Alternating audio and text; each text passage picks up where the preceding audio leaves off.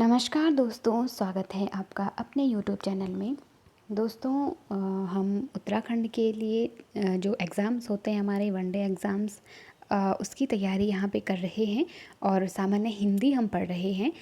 और यदि आपने अभी तक चैनल को लाइक शेयर सब्सक्राइब नहीं किया है तो प्लीज़ कर लीजिए और जुड़े रहिए मेरे चैनल से, क्योंकि मैं यहाँ पर वनडे एग्ज़ाम्स की तैयारी करवाती हूँ। हिंदी सब्जेक्ट को लेकर के सामान्य हिंदी में पढ़ाती हूँ और अपने दोस्तों को भी जोड़िए। मेरा प्रयास अगर आपको अच्छा लगता है तो मुझे मोटिवेट कीजिए और एक लाइक और शेयर करके सब्सक्राइब करके, ठीक है। तो चलिए आज हम पढ़ने वाले हैं वर्णमाला से संबंधित अभ्यास सेट को। मैंने वर्णमाला को बहुत डिटेल से पढ़ाया है। अगर आपने अभी तक वर्णमाला वाला वीडियो नहीं देखा है, 2 से 3 वीडियोस मैंने वहाँ पे बनाए हैं, मेरी प्लेलिस्ट में जाकर आप देख सकते हो। तो बहुत अच्छे से मैंने वर्णमाला को समझाया है, क्योंकि वर्णमाला से आप सब लोग जानते हैं कि वर्णमाला से हमेशा प्रश्न बनते हैं, हर एग्ज़ाम में प्रश्न बनते हैं। 2 से 3 क्वेश्चन यहाँ से आते ही आते हैं। तो ये टॉपिक हमारा बहुत इम्पॉर्टेंट हो जाता है, क्योंकि आगे जो सामान्य हिंदी ग्रामर है ना, वो इसी के बेस्ड है, ठीक है। तो हम छोटी चीज़ से बड़ी चीज़ को पढ़ने समझने का प्रयास करेंगे। तो वर्णमाला सबसे हमारा बेसिक टॉपिक है, ठीक है। तो देखिए यहाँ पे हम अभ्यास सेट 10 से 15 प्रश्न मैंने कुल यहाँ पर लिए हैं। तो उस तरह के प्रश्न हमारे पास बनते हैं। यहाँ पे मैं ये सारी चीज़ें आपको बताऊंगी। तो देखो, सबसे पहला प्रश्न है हमारा, वर्ण किसे कहते हैं। तो देखो, शब्द को, शब्द समूह को, अखंडित शब्द को या ध्वनि को। तो देखो ये 3 तो बिल्कुल नहीं है, ठीक है। क्योंकि शब्द वर्ण का मतलब होता है ध्वनि। कैसे? जब हम देखो एक वर्ण हम लेते हैं यहाँ पे क, मान लो मैंने क लिखा यहाँ पे, ठीक है। अब हम जब इसका उच्चारण करेंगे, अभी तो ये किस रूप में है, लिखित रूप में है, लेकिन जब हम इसको उच्चारण करेंगे तो हमारे मुंह से कौन सी ध्वनि निकलेगी? क। उच्चारण करके देखें, क, क्योंकि क लिखित रूप में वर्ण है और उच्चारण करके क्या हो जाएगी? वो ध्वनि। यानी कि ये दोनों एक ही चीज़ है, ठीक है। तो वर्ण कहते हैं ध्वनि को, राइट। चलिए अब देखो, यहाँ पे ये इसलिए नहीं है क्योंकि शब्द वर्ण को मिला करके ही अक्षर और अक्षर से मिलकर ही शब्द बनते हैं, ठीक है। तो एकदम डायरेक्ट शब्द नहीं होगा। इसका आंसर क्या हो जाएगा? ध्वनि। दूसरा हमारा प्रश्न है, भाषा की लघुतम इकाई क्या है। तो भाषा की सबसे लघुतम इकाई क्या हो जाएगी? लघुतम का मतलब सबसे छोटी इकाई तो वर्ण होती है। जैसे मैंने कहा अ, तो अभी ये क्या है? एक वर्ण है, ठीक है। अब हम इसको अब वर्ण से ही हमारा क्या बनता है? अक्षर बनता है, और अक्षर से ही मिलकर हमारा क्या बनता है? शब्द बनता है, ठीक है। तो इस तरह से तो सबसे छोटी इकाई वर्ण हो जाएगा। चलिए तीसरा प्रश्न है हमारा, ध्वनि का लिखित रूप क्या है। देखो, जो चीज़ मैं ऊपर आपको बता चुकी हूँ वही चीज़ है। ध्वनि का लिखित रूप क्या होता है? वर्ण होता है, ठीक है। क को हमने बोला, ठीक है, ये क्या है? लिखा हुआ है, लेकिन जब हम इसका उच्चारण करेंगे तो क्या निकलेगी? ध्वनि निकलती है। तो ध्वनि और वर्ण एक ही चीज़ है, ठीक है। चलिए चौथा प्रश्न है हमारा, हिंदी वर्णमाला में अयोगवाह वर्ण कौन से हैं। तो कौन से हैं? अंग, अह, इनको हम अयोगवाह की श्रेणी में रखते हैं, ठीक है। क्योंकि देखो इनकी जो दिखावट है ना, जो दिखते हैं ये वर्ण, तो ये किसके जैसे दिखते हैं? स्वर के जैसे दिखते हैं, अयोगवाह, ठीक है। मतलब किसी के दिखने में क्या है? वर्ण स्वर के जैसे हैं, और लिखते हैं जब हम उनका उच्चारण करते हैं तो ये व्यंजन के जैसे, अंग, अह। तो अंग, ग उच्चारण इसके साथ हो रहा है, अह, ह इसका उच्चारण हो रहा है, ठीक है। तो उच्चारण में किसके जैसे हैं? व्यंजन के जैसे। और दिखने में कैसे हैं? स्वर के जैसे। इसीलिए इन्हें अयोगवाह कहा जाता है, ठीक है। मतलब किसी के योग से ये बने नहीं, किसी के साथ हम इनको नहीं काउंट करते हैं, ठीक है। तो इसलिए हम इनको स्वर के बाद और व्यंजन से पहले लिखते हैं, ठीक है। तो ये क्या हो जाएंगे? अयोगवाह। हमेशा ध्यान रखिएगा। चलिए इसके बाद पांचवा प्रश्न है हमारा, निम्न में से ह्रस्व स्वर नहीं है, ठीक है। तो ह्रस्व स्वर यहाँ पे कौन सा नहीं है? देखिए, अ तो ह्रस्व स्वर है, ई हो जाएगा, ओ हो जाएगा, ठीक है। ह्रस्व यहाँ पे ई नहीं है, क्योंकि ई क्या है? दीर्घ स्वर है। देखो, ह्रस्व स्वर का मतलब होता है जहाँ पर सिर्फ एक मात्रा, यानी बहुत कम समय का, जब हम इनका उच्चारण करते हैं तो बहुत एक मात्रा का समय लगता है, तो उन्हें ह्रस्व स्वर कहेंगे। जहाँ पर 2 मात्रा का समय लगेगा वहाँ पे दीर्घ स्वर आ जाएगा, ठीक। चलिए अगला हमारा प्रश्न है निम्न में से दीर्घ स्वर कौन सा है। तो चलिए अब यहाँ पे दीर्घ स्वर हमें बताना है। देखो अ तो हमारा क्या है, ह्रस्व स्वर है, ठीक है। तो अब देख जो हमारा दीर्घ स्वर है वो यहाँ पर सिर्फ आ है, ठीक है, क्योंकि ये संयुक्त दीर्घ स्वर हो जाएंगे, ठीक है। इस तरह से आपको ये ध्यान रखना है, ये ह्रस्व स्वर है और ये संयुक्त दीर्घ स्वर हो जाएंगे और ये क्या है, हमारा दीर्घ स्वर है, ठीक है। तो चलिए नेक्स्ट प्रश्न हमारा सातवां हमारा प्रश्न है, होंठों की स्थिति के आधार पर स्वर कितने प्रकार के होते हैं, ठीक है। होंठों की स्थिति के आधार पर पूछ रहे हैं। तो होंठों की स्थिति मतलब जब हम किसी स्वर का उच्चारण करते हैं ना, तो हमारे होंठ कितने प्रकार से उनकी क्रिया कितने प्रकार से होती है। तो दो ही प्रकार के हमारे होंठ उस समय होते हैं। एक तो होते हैं वृत्तमुखी, वृत्त का मतलब होता है गोला, ठीक है, गोलाकार, और अवृत्तमुखी यानी कि जिसमें गोलाकार नहीं होता है, ठीक है। तो देखो यहाँ पे क्या आंसर आ जाएगा, दो प्रकार के, ठीक है। जैसे ऊ हम कह रहे हैं तो हमारे उच्चारण करके देख लीजिए, क्योंकि देखो उच्चारण करने से क्या होगा, आपको जब हम प्रैक्टिकल कोई चीज़ करते हैं ना, तो हमें वो चीज़ ज़्यादा लंबे समय तक याद रहती है, ठीक है।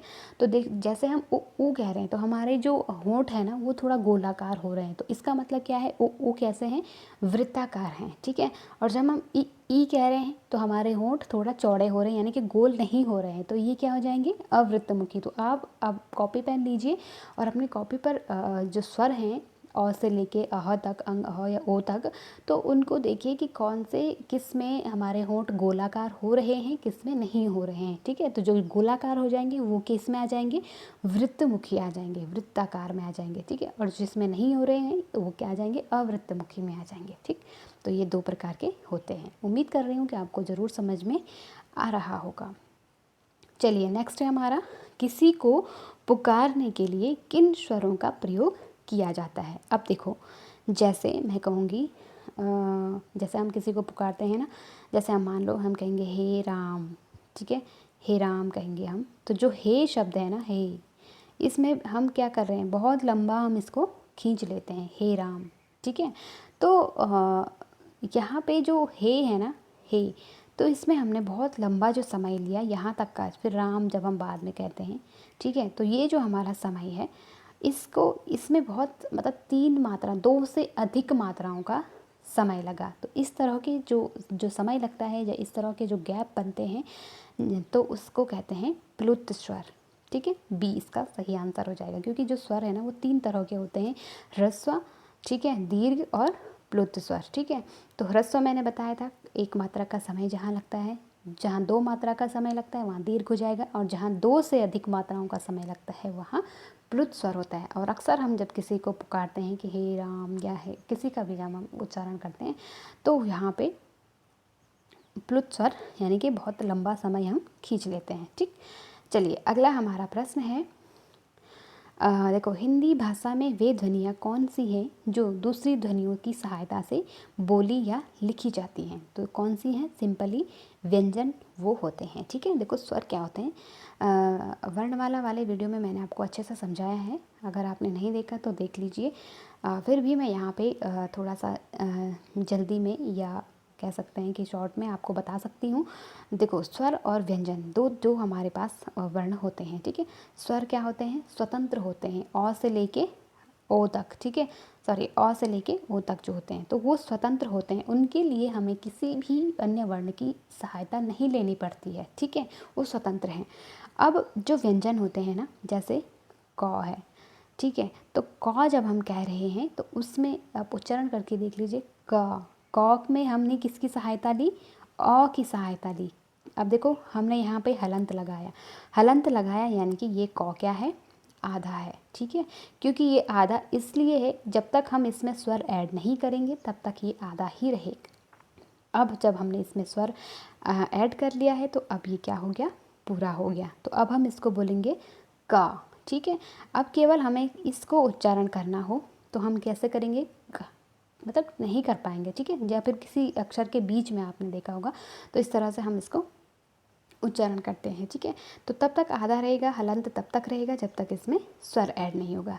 तो कोई भी व्यंजन, चाहे क ही नहीं बल्कि क से लेके ज्ञ तक जितने भी व्यंजन हैं हमारे पास, वो सब क्या होते हैं, हमारे स्वरों की सहायता से बोले जाते हैं। अब जैसे क को हम का कहेंगे तो का में क्या है, आ की मात्रा है, ठीक है। यहाँ पे भी हमारा क्या जुड़ गया, स्वर जुड़ गया। तो व्यंजन वे ध्वनियाँ होती हैं जो स्वतंत्र लिखी तो जा सकती हैं, लेकिन जब हम उनका उच्चारण करेंगे तो हमें स्वर की सहायता लेनी ही पड़ेगी, ठीक। तो व्यंजन बी आंसर सही हो जाएगा। चलिए 10वां प्रश्न है हमारा, निम्न में से महाप्राण वर्ण कौन से हैं। महाप्राण, देखो किसी भी वर्ण में क्या होते हैं, अल्प प्राण, महाप्राण, ठीक है।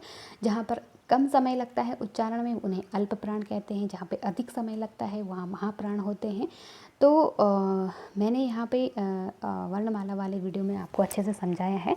तो यहाँ पे देखिए सीधे सीधे हम आंसर की ओर बढ़ेंगे, वीडियो बहुत ज़्यादा लंबा हो जाएगा। तो हमारा यहाँ पे सही आंसर हो जाएगा बी, ठीक है। क्योंकि किसी भी वर्ण का दूसरा एक सेकंड, किसी भी वर्ग में जो दूसरा और चौथा वर्ण हमारा होता है ना, वो महाप्राण होता है, ठीक है। तो जैसे क वर्ग की हम बात करें तो क, ख, ग, घ, ङ, ठीक है। तो हमारे देखो यहाँ पे 5 वर्ण हैं एक वर्ग में, ठीक है। तो ये तो हो जाएगा अल्प प्राण, ये है हमारा महाप्राण, फिर ये अल्प प्राण, फिर ये महाप्राण और ये अल्प प्राण। तो देखिए यहाँ पे महाप्राण कितने हो गए, 2 हो गए, ठीक है। ख और ग, ठीक है, ख और ख और घ। क जब हम बोलते हैं तो थोड़ा कम समय लगता है, ग में थोड़ा कम समय लगता है, घ में अधिक लगता है, ग में कम लगता है, ठीक है। मतलब आपस में थोड़ा एक दूसरे के अकॉर्डिंग। तो इस तरह से ये अल्प प्राण महाप्राण होते हैं, ठीक। अब देखो अगला हमारा 11वां प्रश्न है, ज्ञ वर्ण किन वर्णों के संयोग से बना है। तो ये बहुत ही अच्छा प्रश्न है, इस तरह के प्रश्न अक्सर बनते हैं। तो देखो ज और य से मिलकर के बना है हमारा ज्ञ, ठीक है। बी ऑप्शन सही हो जाएगा। 12वां प्रश्न है हमारा, वर्ण के प्रथम व द्वितीय व्यंजन को क्या कहते हैं। वर्ण के प्रथम और द्वितीय व्यंजन को तो क्या कहते हैं, अघोष। जैसे हमने अल्प प्राण महाप्राण पढ़े, वैसे ही अघोष और सघोष भी होते हैं।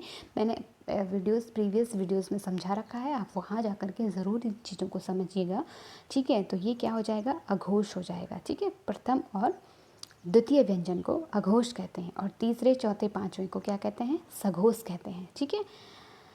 चलिए हमारा 13वां प्रश्न है, निम्न में से इकारांत शब्द कौन सा है। देखो इकारांत पूछ रहा है, न कि ईकारांत। देखो अब इकारांत क्या होता है, देखो यहाँ पे लिखा है व्यंजन, व्यंजनों, ध्वनि, अपराधिनी, संभावनाएं।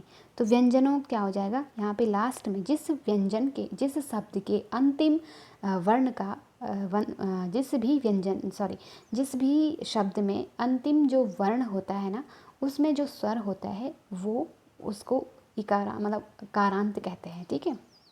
तो देखो इसको उदाहरण से समझ लेते हैं। जैसे व्यंजनों लिखा है ना, तो ये क्या हो जाएगा, ओ कारांत, क्योंकि नौ में क्या है, लास्ट में ओ की मात्रा है, ठीक है। फिर है अपराधिनी, तो यहाँ पे ई हो जाएगा, क्योंकि नौ में क्या है, ई की मात्रा लास्ट में लगी हुई है, तो ये क्या हो जाएगा, ई कारांत हो जाएगा। संभावनाएं, तो ये क्या हो जाएगा, लास्ट में ए की मात्रा है, तो ये एकारांत हो जाएगा, ठीक है। अब यहाँ पे बचा हमारे पास एक ही, क्या बचा, ध्वनि। तो ध्वनि में लास्ट में ई की मात्रा है, तो हमें क्या पूछ रहा है, ई कारांत कौन सा शब्द है। तो लास्ट में हमारे पास क्या है, ध्वनि में ई बचता है, इसलिए हमारा सही ऑप्शन क्या हो जाएगा, बी। ध्वनि क्या है, ई कारांत है, ठीक। चलिए नंबर 14वां हमारा प्रश्न है, निम्न में से कंठ ध्वनियाँ कौन सी हैं। तो कंठ यानी कि जिनका उच्चारण कंठ से होता है, तो क ख यहाँ पे क्या है, कंठ ध्वनियाँ हैं, ठीक। अब हमारा लास्ट 15वां प्रश्न है, क ग ज फ ध्वनियाँ किसकी हैं। तो ये किसकी हैं, सीधी सी बात है, अरबी फारसी भाषा की, ठीक है। और अमीर खुसरो इन ध्वनियों के जनक माने जाते हैं, ठीक है। उन्होंने हिंदी में इन वर्णों को शामिल किया था, ठीक है। तो ये अरबी फारसी भाषा के लिए गए। देखो एक तो सिंपल हम लिखते हैं क, लेकिन एक क हम इस तरह से लिखते हैं। तो ये जो क है ये क्या है, अरबी फारसी का है, ठीक। ग भी वैसे ज फ, ठीक है। तो जैसे हम देखो जब हम गज़ल लिखते हैं ना, तो इसको कैसे पढ़ेंगे, गजल, ठीक है। लेकिन अब जब हम इसके नीचे नुक्ता लगा, इसको नुक्ता कहते हैं, ठीक है, जो ये बिंदा लगा हुआ है ना नीचे, इसको नुक्ता कहते हैं, ठीक। तो जब हम इसके नीचे नुक्ता लगा देते हैं ना, तो फिर कैसे पढ़ेंगे, गज़ल, ठीक है, गौ में भी नुक्ता, ज़ौ में भी गज़ल, ठीक है, थोड़ा गरज के साथ। तो ये अरबी फ़ारसी भाषा के शब्द वर्ण हैं, ठीक है।